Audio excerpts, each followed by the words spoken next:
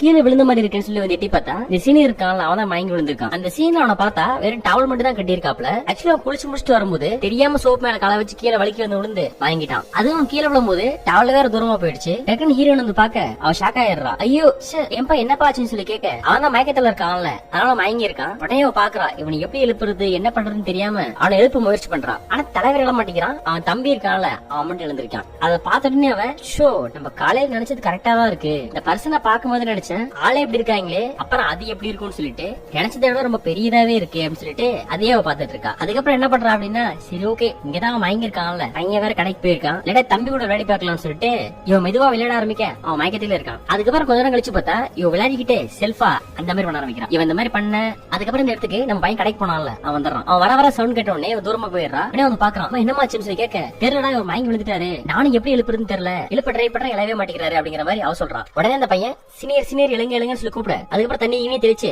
அவன் எழுப்பிடுறாங்க. இந்த சீனை பார்க்கும்போது ஏமா ஃபர்ஸ்ட் நீயே தண்ணியே தெளிச்சிருக்கலாம் ஆனா நீ தண்ணியெல்லாம் தெளிக்கிறத விட்டு தம்பி கூட விளையாடிட்டு இருந்தியாமா அப்புறம் எப்படிமா அவன் எழுவான் அவன் தம்பி தானமா எழுவான் அப்படிங்கிற மாதிரி தான் சொல்லணும்னு தோணுது நம்ம ஹீரோயின் கிட்ட. அதுக்கப்புறம் அங்கிருந்து அவன் போன பிறகு ஹீரோயின் யோசிக்கிறான் சே இது உண்மையிலே பயங்கரமா இருந்துச்சு இவன் லேட்டா வந்திருக்க கூடாதா அப்படிங்கிற மாதிரி யோசிக்க அதுக்கப்புறம் இந்த சீன் அப்படியே முடிஞ்சு அடுத்த சீன் கட்டுறாங்க. அடுத்த சீன் பார்த்தா இவங்க 4 பேர் சாப்பிட்டு இருக்காங்க. ஆக்சுவலா நைட் டின்னர் போலாம் சொல்லி பிளான் பண்ணிருந்தான் இல்லையா அந்த பிளான்லாம் இல்ல. சரி அந்த பையன் மட்டும் இருந்தா விட்டு போயிருக்கலாம். இப்ப சீனியர் சொல்லி ஒருத்தன் வந்திருக்கான்ல அதனால இப்ப பிளான கேன்சல் பண்ணிட்டாங்க. சரி இவங்க எல்லாம் போட்டோம் அப்புறம் ஒரு வாரம் கழிச்சு பிளான் பண்ணிக்கலாம்ன்ற மாதிரி நம்ம ஹீரோட புருஷன் பிளான் பண்ணிருப்பான். எல்லாரும் நார்மலா சாப்பிட்டு இருக்காங்க. அப்ப இந்த சீனியர் மட்டும் என்ன பண்றான் அப்படின்னா மாடு குளத்துல உறிஞ்சு சாப்பிடுற மாதிரி தலைவர் சாப்பிட ஆரம்பிக்கிறாப்ல. உடனே 3 பேர் ஷாக்கா பாக்குறாங்க. அப்புறம் அந்த பையன் சொல்றான் சீனியர் கொஞ்சம் மெதுவா இது நம்ம காலேஜ் கிடையாது நீங்க சாப்பிடுறது கொஞ்சம் டிஸ்டர்பன்ஸா இருக்கு இந்த மாதிரி சாப்பிட வேணாம் அப்படிங்கிற மாதிரி சொல்ல அதுக்கு அவனும் பாக்குறான் ஓ சாரி நான் இந்த மாதிரி சாப்பிட்டு பழகிட்டேன் நாங்க எல்லாரும் இப்படிதான் சாப்பிடுவோம் அப்படிங்கிற மாதிரி அவன் சொல்றான். அதுக்கப்புறம் அவன் இல்ல இந்த ஸ்பூன்ல சாப்பிடுங்க அப்படிங்கிற மாதிரி சொல்ல அதுக்கப்புறம் அவனும் ஸ்பூன்ல சாப்பிடறான். அப்புறம் இவங்க பேர் சிரிக்கிறாங்க. அதுக்கு அவனே சொல்றான் சாரிங்க தப்பா எடுத்துக்காதீங்க நான் இந்த மாதிரியே பழகிட்டேன் அதனாலதான் வெளியே உங்களோட கல்ச்சருக்கும் எனக்கு கொஞ்சம் டிஃபரெண்ட் இருக்கும்